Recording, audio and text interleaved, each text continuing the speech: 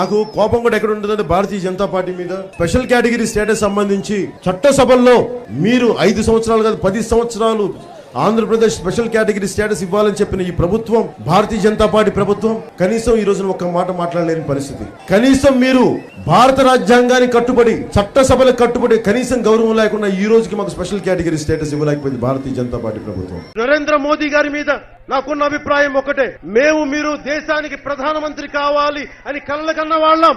మీరు దేశానికి ప్రధానమంత్రి అయితే మంచి రోజులు వస్తాయి. అచ్చే దిన్ ఆ జాయేగా కిధర్ హై వో అచ్చే దిన్ అభీ తక్ నహీ దిఖాయ్.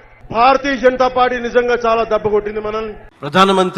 గౌరవ ప్రధానమంత్రి శ్రీ నరేంద్ర మోదీ గారికి తెలుస్తుందా అని ఒకసారికి 5 సంవత్సరాల క్రితం మీరు అడిగారు. నేను ఆ రోజు ఆయనకి తెలియకుండా ఏది ఉండదు, అమరావతి శాశ్వత రాజధానిగా ఉంటుందని ఆ రోజు మేమందరం కలిపి మాట ఇచ్చాం. ఆ ఇచ్చిన మాట ప్రకారం ఈ రోజున ప్రధానమంత్రి గారి చేతుల మీదుగా మళ్ళీ ఇంకొకసారి పునఃప్రారంభం జరగబోతుంది.